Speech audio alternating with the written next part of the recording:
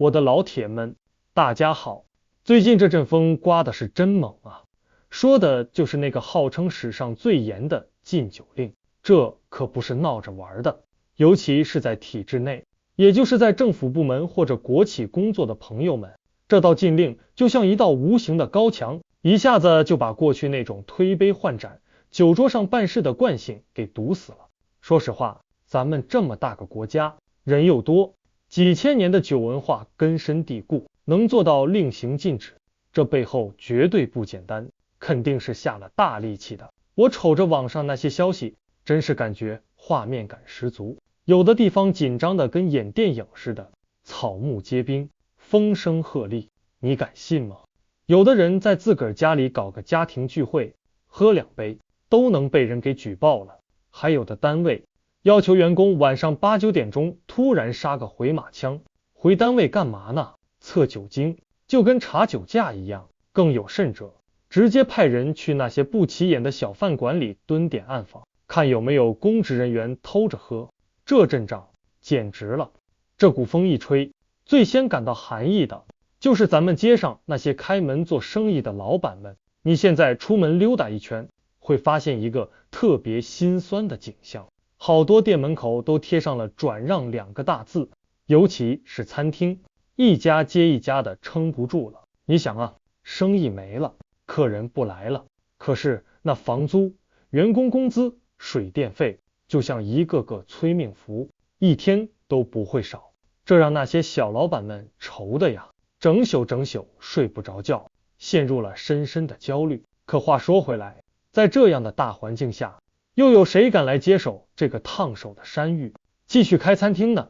更夸张的是什么？我看到有新闻说，一些过去特气派、特辉煌的大饭店，老板一看这情况，得关门大吉。然后你猜他干嘛去了？在路边摆起了地摊，做起了小吃生意。这听起来像个段子，但却是活生生的现实。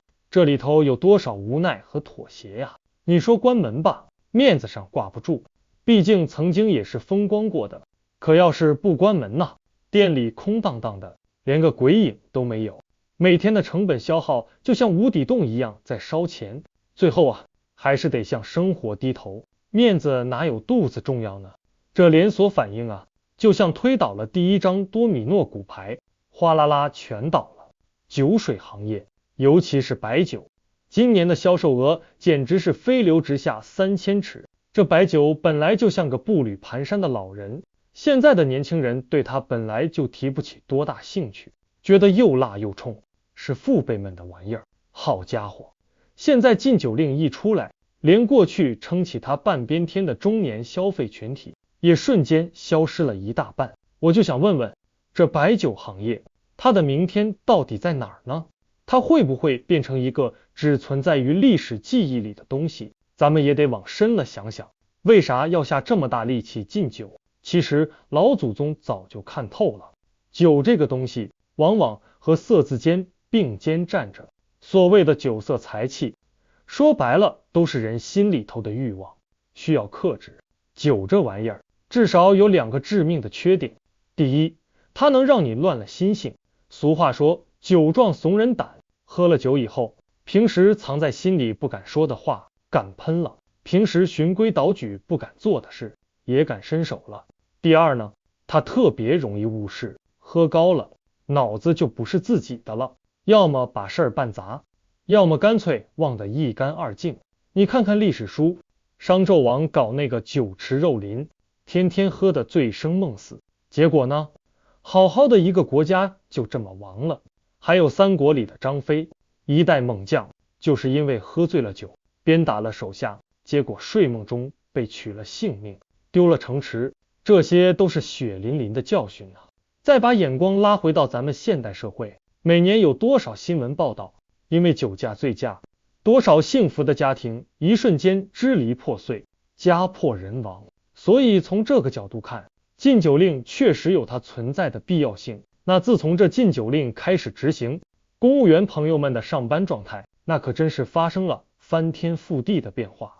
我给大伙儿总结总结，你听听是不是那味儿？过去上班是吹牛，天南海北地侃，现在上班是吹气，对着酒精测试仪吹。过去吃饭能报销，大伙儿抢着买单，现在吃饭得报备，跟谁吃，在哪儿吃，都得说清楚。过去聚餐是喝酒，不醉不归，现在聚餐是喝茶，以茶代酒，养生局走起。过去下了班是赶酒局，一个接一个，现在下了班是奔养生局，泡脚按摩。过去最怕老婆查岗，电话一个接一个，现在最怕领导查岗，一个定位发过去。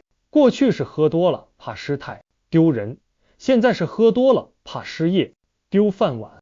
过去咱们常说无酒不欢，没酒这事儿就办不成，现在大家心里都念叨着无酒心安，不喝酒心里才踏实。所以说不该喝的酒那是真的一口都不能沾，不该吃的饭那也是一口都不能碰。以前总觉得不喝酒就交不到朋友，现在才明白喝了酒可能连工作都没了。这杯酒啊，就像一剂无解的毒药，唯一的解药就是戒了它，离它远远的，才能换来心安。说了这么多，其实我也挺矛盾的。一方面我看到了它带来的清明风气，确实是好事，但另一方面也看到了它对经济带来的阵痛和冲击。这事儿你怎么看呢？你觉得这禁酒令是利大于弊，还是弊大于利？特别想听听你们的想法，快把你的看法打在评论区，咱们一块儿聊聊。